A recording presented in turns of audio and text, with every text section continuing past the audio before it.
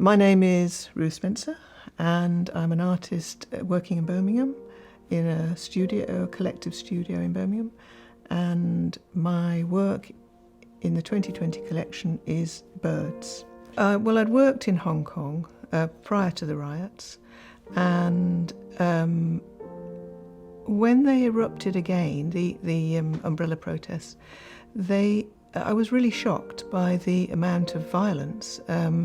There were sieges around the universities, and they were much more violent. They first occurred in 2014, and then they occurred again in 2019. And it was in 2019 that I started to do a series of paintings on the umbrella protests. So these were canvases taken from images that students uploaded from their phones of the protests.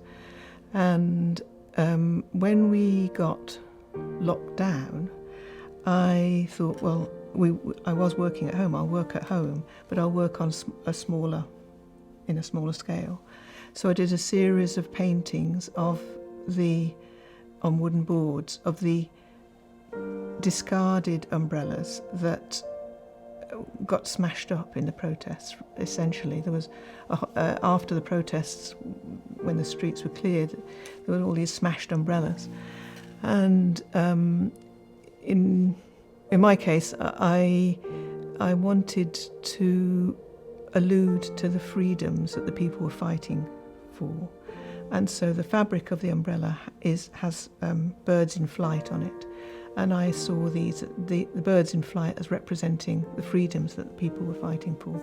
The other thing to say about these protests, they continued until June 2020, but to a certain extent the Chinese authorities used the pandemic to shut them down. Essentially, you couldn't go in crowds, and you would be arrested if you got into crowds.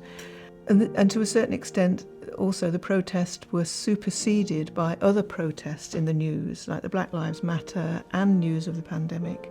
So the umbrella protests sort of were wiped from view, partly because the Chinese authorities managed to squash them by using the pandemic and excessive force and lots of arrests, but also because other protests and the news about the pandemic seemed to take over.